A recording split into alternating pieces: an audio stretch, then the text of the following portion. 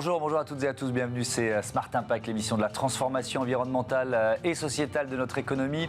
Et voici le sommaire du jour. Mon invité, c'est Caroline Bruckner, la responsable RSE France Benelux du groupe Colgate-Palmolive, emballage, origine des ingrédients, inclusion, beaucoup de thèmes à aborder dans une minute. Pour notre débat, je vous présenterai un nouveau duo d'entrepreneurs pour la planète. On parlera des impacts environnementaux, des usages numériques. Et puis dans notre rubrique consacrée aux startups, je vais vous présenter le potager urbain d'Urban Permaculture. Voilà pour les titres.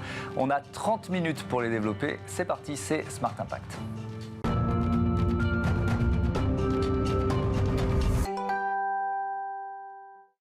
Bonjour Caroline Bruckner, bienvenue. Bonjour. Vous êtes donc la directrice RSE du groupe Colgate-Palmolive pour la France, la Belgique, les Pays-Bas, un groupe que vous connaissez bien, je crois que ça fait plus de 20 ans que vous y travaillez. C'est toujours une question que je me pose et que je pose souvent à mes invités. Depuis quand les enjeux RSE sont devenus stratégiques ?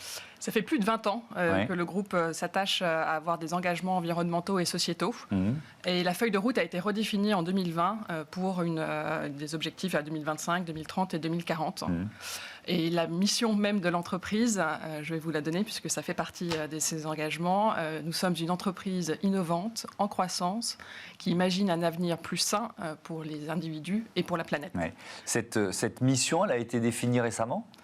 Elle a été redéfinie en rajoutant la planète, effectivement, dans cette mission, alors même que les engagements étaient déjà là depuis plus de 30 depuis plus de 20 ans. Mais c'est toujours intéressant parce qu'il y a eu souvent des directions RSE qui n'étaient pas des directions à part entière, qui étaient rattachées à la com, par exemple, etc. Est-ce que vous diriez qu'aujourd'hui, c'est devenu un axe stratégique du groupe ? On a une structure à part entière RSE qui reporte au siège, puisque le Colgate-Palmolive est une entreprise américaine. Donc on a une équipe dédiée à ces sujets, encore une fois depuis plus de 20 ans. Ce qui est nouveau en revanche, c'est mon poste. Effectivement, vous l'avez dit, ça fait 20 ans que je travaille chez Colgate-Palmolive et j'ai senti l'importance de prendre la parole sur ces sujets il y a un peu plus de 3 ans. Et donc j'ai proposé de créer ce poste RSE pour la France et le Benelux afin de partager en interne, mais évidemment aussi en externe, ce que le groupe faisait de façon plutôt discrète jusqu'à présent. Et ça répondait effectivement à cette nouvelle feuille de route, donc c'était le timing parfait pour créer ce poste et donc faire connaître nos engagements. Faire partager ces enjeux. Le plus visible par les consommateurs, évidemment, ce sont les emballages. Quelles actions vous avez menées et vous menez pour réduire l'impact de vos emballages ? Alors, on suit très logiquement la règle des 3 R, donc de réduire, réutiliser et recycler. On a des objectifs très précis à horizon 2025, à savoir d'avoir 100% de nos emballages recyclables, réutilisables ou compostables. En France, on en est déjà à 87% des produits qui ont été commercialisés en 2022 qui ont un emballage recyclable. Donc, on n'est pas loin des objectifs de 2025. Nous réduisons aussi les emballages dès que possible. On a un objectif de 25% de plastique, de réduction de quantité de plastique à horizon 2025. On en est déjà à 22% au niveau européen. Ça suppose pas mal d'innovation, de recherche et développement pour proposer un tube de dentifrice en plastique recyclable, par exemple. Alors, effectivement, ça a nécessité 5 ans de recherche et développement et près de 5 ans aussi de déploiement dans le monde, puisque la marque Colgate est très très forte dans le monde. Près de 6 foyers sur 10 dans le monde ont le dentifrice Colgate. Donc, ça nécessite, ce sont évidemment des milliards de dentifrices qui sont commercialisés et donc plusieurs usines qu'il faut adapter. Pourquoi c'est si compliqué ? Il y a des enjeux d'hygiène qui sont évidents, qui sont intrinsèques à une entreprise comme Colgate. Parce que je me dis, pourquoi 5 ans pour créer un tube en plastique recyclable ? Vous voyez ce que je veux dire ? Il y a des enjeux de sécurité. Il faut que la formule reste protégée. Mais aussi, c'est une formule qui est aqueuse, sans être complètement liquide. Donc, il faut aussi garder une certaine souplesse du tube, qui était compliqué de garder jusqu'à présent. Jusqu'à présent, c'était de l'aluminium et du plastique. Et donc, il a fallu passer justement sur du monomatériau, tout en gardant les propriétés de sécurité et d'usage du tube de dentifrice pour en extraire la pâte. Avec une démarche que je trouve intéressante, c'est en open source ? Exactement. Pourquoi vous avez fait ce choix ? Alors, effectivement, c'est assez surprenant, surtout venant d'une entreprise américaine. On peut se poser la question. Et en fait, j'en reviens à notre responsabilité mondiale. 6 foyers sur 10 ont un dentifrice Colgate. C'était pour nous important donc évidemment de l'utiliser sur l'ensemble de nos marques et de nos produits, mais aussi de le rendre disponible, puisque notre objectif, et il est tous commun, c'est d'avoir plus d'emballages recyclables. Cela va faciliter aussi les centres de collecte et de gestion des déchets. Si tous les dentifrices ont une technologie semblable, pour effectivement pouvoir les capter et ensuite pouvoir les recycler. C'est pas possible d'utiliser un autre matériau que le plastique ? Je vous titille un peu parce Bien sûr, que j'imagine que vous posez la question aussi. Effectivement, c'est un énorme défi. Tant qu'on reste sur une formule avec une pâte, avec du liquide dedans, un peu de voilà, c'est compliqué de sortir complètement du plastique. On teste des dentifrices solides. Mais voilà, c'est un acte, un geste très différent pour le consommateur. Oui, j'ai testé, c'est pas exactement c'est pas si simple. Alors, le dentifrice Colgate est un petit peu plus confortable à utiliser que certaines autres offres du marché. Néanmoins, on est en test effectivement sur cette forme de produit, parce que c'est du tout évident de faire. Sur les ingrédients de vos produits maintenant, vous affichez toujours plus d'origine naturelle. Ça veut dire quoi déjà, quand on parle d'un ingrédient d'origine naturelle ? Alors c'est vrai qu'on ne met pas forcément en conflit les produits de synthèse et les ingrédients naturels. Néanmoins, il y a un certain nombre de consommateurs qui sont attachés à ce que les produits soient naturels. C'est simplement qu'ils ont nécessité moins de transformation par rapport à leur forme d'origine. C'est ça que ça veut dire principalement.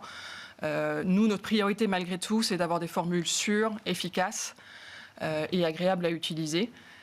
Et donc nous utilisons et nous mentionnons le taux d'ingrédients naturels, même si ce n'est pas forcément notre priorité d'arriver à 100% d'ingrédients naturels. À partir du moment où il faut que ce soit sûr et efficace. On parlait d'innovation. Il y a par exemple sur le marché des adoucissants, j'ai vu ça en préparant l'émission, évidemment, des tablettes solides prédosées. Alors là aussi, c'est à la fois de l'innovation technologique et puis c'est du mindset, quoi. C'est changer nos habitudes. Oui, on a trop tendance à surdoser les lessives et les adoucissants dans les machines. Même s'il y a marqué toutes les instructions d'usage sur le flacon, voilà, on verse directement la bouteille. Donc c'est dans cette logique de donner la juste quantité de produit qu'on a réfléchi ces doses de soupline. Tout en ayant aussi le bénéfice de réduire la quantité d'emballage que nous avons, la quantité de plastique utilisé, puisque du coup, ça vient dans des sachets qui sont plus petits que les flacons habituels, et donc ça allège le transport et ça réduit la quantité de plastique utilisée. C'est une première génération. Les produits vendus en France, ils sont fabriqués où ? Alors, nous avons une logique industrielle de région. Donc, nous avons des usines qui sont spécialisées sur certaines catégories de produits. 57% des ventes que nous faisons en France viennent de France. Et c'est principalement sur les produits d'entretien, puisque nous avons une usine à Compiègne et une autre à Rieux, près de Lyon, qui est dédiée à produire les produits d'entretien pour le marché européen. Ces usines, vous les avez vues, vous les avez faites évoluer depuis quelques années pour réduire leur impact ? Alors celle de Compiègne existe depuis les années 50, mais évidemment elle a énormément évolué depuis les années 50. On a des objectifs très stricts puisque nous sommes engagés sur la neutralité carbone à 2040 et ça passe évidemment par nos usines. Alors si on rentre dans le détail, ça veut dire, je ne sais pas, par exemple sur la gestion des déchets, sur la circularité, enfin bon, il y a tellement de défis à relever quand on a une usine. Alors d'ici 2025, nous avons l'objectif d'avoir 100% d'énergie renouvelable dans nos usines. Nous sommes à 50% au niveau européen en ce moment. Nous avons aussi la certification True Zero Waste, qui est une certification internationale qui mesure la quantité de déchets que nous faisons et ensuite nous la réduisons. Et les déchets qui restent doivent être réutilisables, compostables ou recyclables. Et donc cette certification est déjà mise en place sur nos usines en Europe, donc celle de Compiègne en France, mais aussi celle en Pologne et en Italie. Ça veut dire produire moins de volume de déchets et mieux les réemployer. C'est deux leviers qu'on active en même temps, c'est ça ? Exactement. Et comprendre aussi quels sont tous nos déchets. Donc il y a d'abord tout un travail pendant plus d'1 an et demi de compréhension de quels sont les déchets qu'on a et quels sont ceux qui peuvent être substituables, réduits et comment est-ce qu'on peut les recycler. Le troisième objectif derrière les usines, parce qu'on en parle beaucoup en ce moment, c'est d'être net zero water. Oui, donc la gestion de l'eau. Exactement. Et donc de ne rendre à la collectivité la même quantité d'eau que ce qu'on a pu extraire en amont dans nos usines. Donc ça suppose des investissements, ça suppose de créer des circuits qui n'existaient pas auparavant, c'est ça, pour l'eau par exemple?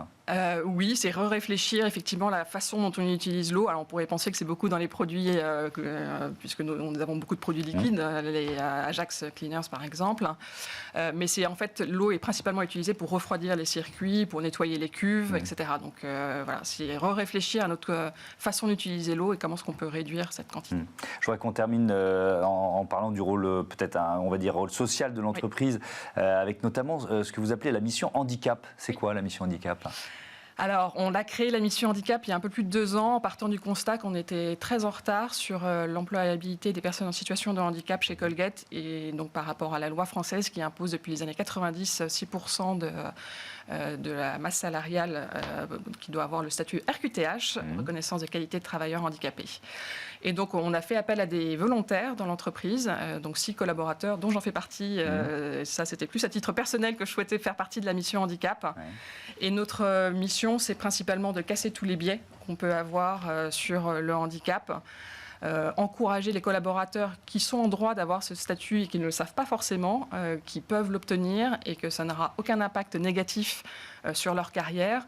Les collaborateurs, mais même leur manager ou même la RH n'a pas besoin de connaître le handicap qu'ils peuvent avoir, mais simplement les conséquences que cela peut avoir sur son travail. Et donc, en communiquant beaucoup plus sur tous ces aspects, on a réussi à convaincre plus de 6 personnes, il y a une 7e qui est en train de déposer son dossier, de passer le cap et de demander cette RQTH pour leur simplifier finalement simplement le travail chez Colgate-Palmolive. Merci beaucoup, merci Caroline Bruckner, et à bientôt sur Bismart. On passe à notre débat avec un duo d'entrepreneurs pour la planète.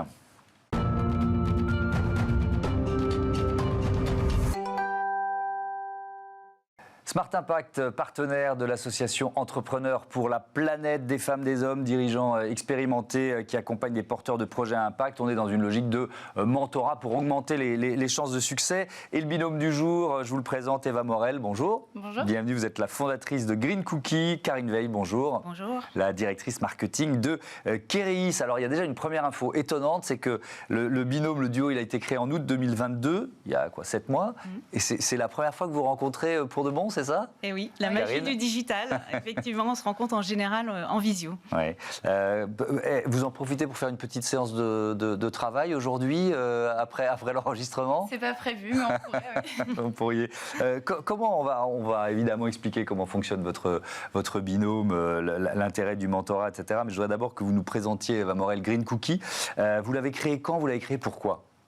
Alors Green Cookie, on s'est créé il y a un peu plus d'1 an aujourd'hui, parce que le numérique, c'est responsable de 4% des émissions de CO2 au niveau mondial. Donc c'est autant que l'aviation civile, mais c'est très méconnu parce que les impacts sont dissimulés. Et ce qu'on constate, c'est que ce sont des impacts qui sont diffus, donc partagés par une large partie de la population, au contraire par exemple de l'aviation, où c'est une petite partie de la population qui concentre les impacts. Et donc c'était important pour nous de montrer que la sensibilisation était un levier qui était particulièrement efficace pour agir sur les impacts du numérique. Donc toucher le plus grand nombre, pourquoi ? Pour changer un peu les usages ? Parce qu'on sait que dans l'impact du numérique, il y a d'abord les objets. C'est ce qui est le premier impact. C'est ça. Alors les objets, ça concentre à peu près 2/3, la fabrication des objets et des équipements et des infrastructures, et ça c'est vraiment la partie dissimulée. C'est à peu près 2/3 des émissions de CO2 du secteur. C'est un peu moins en termes d'émissions, de consommation d'énergie, c'est 1/3. Mais ensuite la partie usage et la partie qui va cristalliser en fait l'augmentation de la consommation de données et de stockage des données. Et donc c'est là où en gros on a beaucoup de retard au niveau des entreprises notamment parce que les personnes ne sont pas forcément au courant, donc on stocke de plus en plus. Au fur et à mesure des années, ça s'accumule et on se retrouve avec des data centers obèses, on se retrouve avec des ordinateurs qui saturent et donc on a besoin de les renouveler et ça accroît l'impact écologique globalement du secteur. Karine Veil, un mot de Kereis quand même avant de rentrer dans le détail du mentorat. Courtier en prévoyance et santé, c'est ça ? C'est ça, donc nous sommes un spécialiste de l'assurance de personnes, donc effectivement un gros courtier gestionnaire, un courtier grossiste aussi, mais de plus en plus nous développons des activités dans la tech. Donc avec Kereis Technologies, nous avons une activité d'InsurTech et nous faisons également du conseil en actuariat et de la formation, toujours dans le domaine de l'assurance de personnes. Voilà, donc autant vous dire que c'est un sujet, le numérique responsable, qui est au cœur aussi de notre activité. Et donc ça répond peut-être déjà à la question suivante que j'allais vous poser. Pourquoi vous avez choisi de mentorer Eva Morel et Green Cookie ? Alors, à titre personnel, puisque c'est une démarche d'abord personnelle, avant d'être une démarche professionnelle, effectivement, c'est une thématique. Moi, j'ai passé toute ma carrière quasiment dans le digital. Donc, c'est une thématique, le numérique responsable, qui m'intéresse beaucoup, sur laquelle nous travaillons effectivement aussi beaucoup chez Kereis. Et j'ai beaucoup aimé l'approche, en fait, d'Eva, lorsque nous avons été présentés, que j'ai trouvé à la fois pragmatique et pédagogique. Et c'était assez important pour moi de dire une une initiative en fait qui sensibilise sans culpabiliser. Voilà. Et j'ai trouvé cette approche assez intéressante. Et puis après, c'est une rencontre aussi de personnes. Voilà, j'ai trouvé que la personne était très engagée et je trouve que c'est une génération qui bouge, qui avance, et donc j'avais envie de l'aider, de l'accompagner. Et alors, vous êtes intervenu à quelle étape, à quel moment du projet? Dès le début, c'est ça? Alors, pas tout à fait au début, puisqu'il y avait déjà un premier prototype, entre guillemets, qui tournait, mais assez tôt quand même dans le développement, puisque c'est une période où Eva se posait beaucoup de questions sur le marketing de son produit, sur le positionnement, etc. Et j'ai pu lui apporter un peu l'expertise que j'avais acquise au fil des années sur ce sujet-là. Donc c'était assez tôt quand même dans le développement. Ouais. Comment il fonctionne votre binôme? C'est un peu à la demande? C'est vous qui actionnez le rendez-vous, la visioconférence? Comment ça se passe? Oui, c'est ça. En fait, j'ai des enjeux qui se posent au fur et à mesure du projet. Comme on est vraiment au stade encore très précoce d'avancement, il y a tous les enjeux de structuration qui se posent, le pricing, le marketing... Enfin voilà, le positionnement, définir les personas. Moi, j'ai pas fait d'école de commerce, donc j'ai vraiment besoin de structurer des choses qui peuvent paraître évidentes pour d'autres porteurs de projets. Et donc globalement, ce qui se passe, c'est que voilà, je sollicite Karine en lui demandant des conseils au fur et à mesure. Et ça a été très précieux pour faire avancer le projet sur un certain nombre de niveaux. Par exemple, on se posait des questions sur comment est-ce qu'on allait pouvoir valoriser financièrement le produit et notamment le gain pour les entreprises qui utilisaient notre produit. Et donc Karine a pu demander en interne chez elle si c'était quelque chose qui aurait pu créer de la valeur. Donc ça a pu permettre de favoriser certaines pistes plutôt que d'autres. Donc c'était vraiment très précieux. Ça veut dire que vous n'êtes pas la seule finalement à mentorer Green Cookie. Il y a d'autres cadres ou d'autres collaborateurs de Keris qui interviennent. Effectivement, il y a une chaîne de solidarité. On est un groupe très solidaire et on a un groupe d'assurance, donc forcément on est solidaire. Au niveau du COMEX de Keris, effectivement, donc le DSI qui est aussi intéressé par ces sujets-là est intervenu, a donné son avis. Le directeur financier a donné aussi son avis. Et puis évidemment, la directrice RSE nous a apporté son regard professionnel, parce que moi je suis pas une professionnelle de la RSE au départ, je suis une professionnelle du digital. Donc son regard aussi était assez intéressant. Et d'ailleurs, il y a des échanges qui continuent aussi avec elle. C'est intervenu relativement tôt, ce mentorat, puisque là, vous êtes encore en bêta-test, vous en êtes sorti, oui, c'est ça. Donc, on est quand même dans la première phase, on va dire, du projet. Qu'est-ce que ça vous a permis d'éviter comme erreur pour vous? Peut-être de prendre la bonne route. Souvent, on est à des croisées de chemin quand on crée une entreprise. Oui, tout à fait. Le modèle économique, c'est quelque chose qui avance et qui se modifie au fur et à mesure. Donc, on avait différentes hypothèses qu'on cherchait à valider ou invalider. Et c'est vrai que de travailler ensemble, ça a pu permettre d'en valider certaines à un stade assez précoce et de nous éviter des impasses quand on avançait. Aussi de favoriser certains interlocuteurs et d'adapter notre discours à ces interlocuteurs. C'est des choses qu'on a pu voir ensemble. Voilà, ce type de choses. Et donc la solution, elle s'appelle Whittle, c'est ça? C'est ça. Alors c'est quoi si je suis entrepreneur et que je me dis, tiens, je vais peut-être acheter Whittle. Alors Whittle, c'est une extension de navigateur qui calcule l'empreinte carbone de la navigation au quotidien des utilisateurs. Donc, ce qui permet d'agréger à l'échelle de l'entreprise l'impact carbone et énergétique des usages numériques. Et ensuite, ça permet de transmettre des défis et des bonnes pratiques aux collaborateurs pour les inciter à réduire leur impact. Et donc, ils ont la vision personnalisée en fait, de leur impact, des défis et de l'impact de leurs actions sur la réduction de leur impact. Et tout ça pour en fait, sans capacité à agir sur le climat plus généralement. Vous avez déjà vos premiers clients? Alors, on a déjà notre premier client qui vient de signer. Ouais. Bon, ben voilà, ça démarre, ça s'enclenche. Qu'est-ce que vous retirez? Parce que le mentorat, c'est un échange. Hein. Qu'est-ce que vous en retirez de cette expérience de mentorat? Alors, au-delà de l'expérience humaine, je pense que professionnellement, Eva m'a ouvert aussi un peu les yeux sur un certain nombre d'aspects. C'est-à-dire que quand on pense numérique responsable, on pense bien entendu au matériel, on pense bien sûr au data center, au fait de recycler les ordinateurs, d'allonger la durée de vie, etc. On pense au développement. Nous, on a beaucoup travaillé sur l'éco-conception, par exemple, des sites internet ou l'éco-conception d'applicatifs. On mesure l'impact carbone du développement, mais moins aux usages. C'est quelque chose qui vient en général après, en fait. On a tendance à penser que les collaborateurs d'eux-mêmes sont sensibilisés, et ils le sont. Mais je trouve que cette petite brique, en fait, de vraiment mesurer son impact et l'impact de son utilisation personnelle manque un petit peu à la réflexion aujourd'hui. Et donc, ça m'a apporté cette vision un peu différente du numérique responsable, finalement. Keris pourrait devenir client de Green Cookie? Tout à fait, oui. Tout à fait, oui, c'est une solution qui est très intéressante, effectivement. Ouais. Il y a un autre aspect dans votre démarche, Karine Veil, c'est le fait de mentorer une femme entrepreneur. Ça correspond aussi à vos engagements, c'est ça? Oui, tout à fait. Alors, ce n'était pas le choix premier, mais c'est vrai que c'était un peu la cerise sur le gâteau. Moi, j'ai pas mal mentoré de jeunes femmes, mais plutôt dans un développement personnel de leur carrière. Voilà, j'ai fait partie de plusieurs associations professionnelles, financières, Mixin, lorsque j'étais chez AXA. C'est quoi Mixin ? Mixin, c'est une association de salariés d'AXA en faveur de la mixité et de l'inclusion. D'accord. Qui est très, très forte vraiment dans l'écosystème AXA. Et j'y ai participé activement. Et notamment, j'ai mentoré des jeunes femmes dans ce cadre-là. Mais je n'avais jamais mentoré d'entrepreneuses. Et c'est vrai que c'est une autre approche, je trouve, qui manque un peu en France d'entrepreneuses, notamment dans le monde du digital. On sait qu'il y a des freins très importants à l'entrepreneuriat féminin. Donc c'était quelque chose d'en plus, un petit peu le petit plus qui fait que j'étais aussi contente de l'accompagner aussi dans cette démarche entrepreneuriale. Quelles sont les prochaines étapes là pour Green Cookie ? Et bien alors de signer plus de clients. Ça c'est bien, ça, effectivement. Surtout que nos bêta-tests peuvent réduire de manière conséquente leur impact grâce à l'utilisation de la solution. Donc pour nous, le fait que ça plaise aux utilisateurs, c'est une chose intéressante.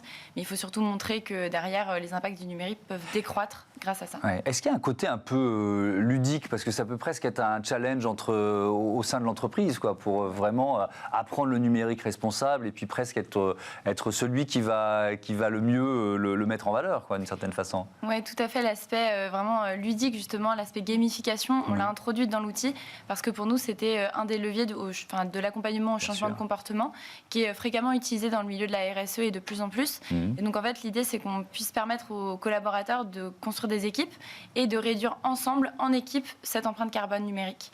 Et c'est ça, pour nous, en fait, la principale impulsion qui va permettre de réduire cet impact.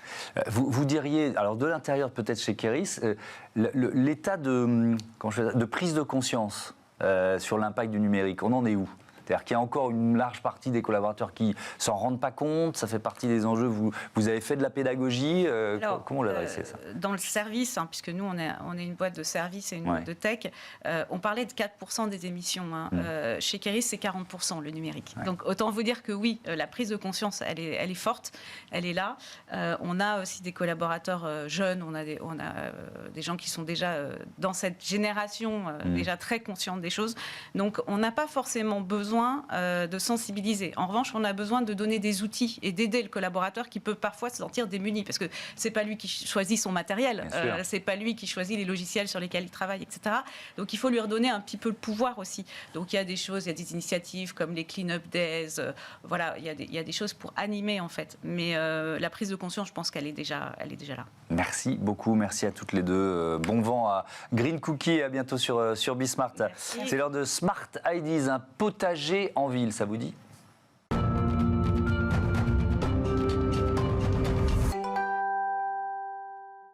Smart Ideas avec Milena Villas-Camalé, bonjour. Bonjour. Bienvenue, vous êtes la fondatrice, la présidente de Urban Permaculture. Vous l'avez créée il y a 2 ans. C'est quoi l'idée de départ ? Racontez-moi. Alors notre idée de départ était de rendre la culture en ville accessible et possible. Donc on a commencé à créer des potagers urbains qui s'adaptent donc à tous les petits espaces pour les citadins et citadines pour pouvoir cultiver en ville facilement des aromatiques, des légumes feuilles, sans avoir à se prendre la tête et sans avoir la main verte forcément. Ouais, le point de départ, c'est vraiment votre balcon à Berlin, c'est ça ? C'est ça, pendant le confinement, on s'est retrouvés à un peu manquer notre potager de Barcelone parce que je suis originaire de là-bas. Et on a commencé à cultiver en expérimentant avec ma famille. Et c'est là qu'on s'est rendu compte qu'avec un système qu'on appelle semi-hydroponique, on pouvait cultiver dans un très petit espace sans avoir à transplanter dans des bacs, potagers, etc. Ça veut dire quoi ça, semi-hydroponique ? Alors c'est un système de culture où on va prendre un petit peu de terreau, mais le reste des racines vont se développer dans l'eau. Donc en fait, c'est ça qui permet de cultiver dans des petits espaces. Les racines se développent dans l'eau et se nourrissent quand elles en ont envie. Ouais, donc moins de place, moins d'eau, moins d'entretien aussi, ce qui est important. C'est plus facile aussi pour les gens qui disent ne pas avoir la main verte. C'est très intéressant et on peut partir un week-end tranquillement sans que nos plantes elles meurent. Ce qui est quand même ultra important. Alors donc ça, c'est le point de départ. C'est une sorte d'expérience sur votre balcon à Berlin. Comment ça devient une entreprise ?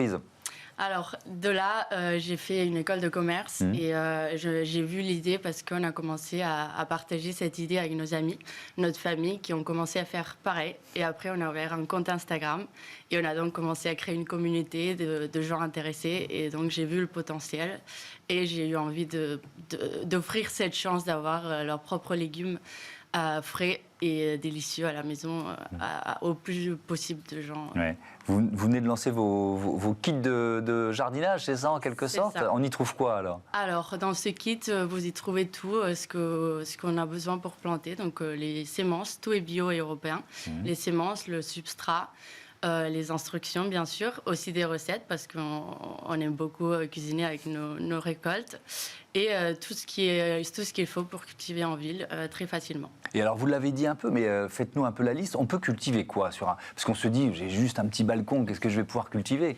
Même juste avec une fenêtre. Donc, on n'a même pas besoin d'un balcon. D'accord. Juste une fenêtre, ça suffit pour nos potagers urbains. Ils sont très petits, donc même un studio, par exemple, peut cultiver. Ouais. Et ce qu'on peut cultiver, c'est des aromatiques, tout ce qui est la roquette, aromatique, la coriandre, le basilic, on a même un basilic citron qui est super pour des boissons, des pâtes et tout ce qui est feuilles, légumes feuilles qu'on appelle.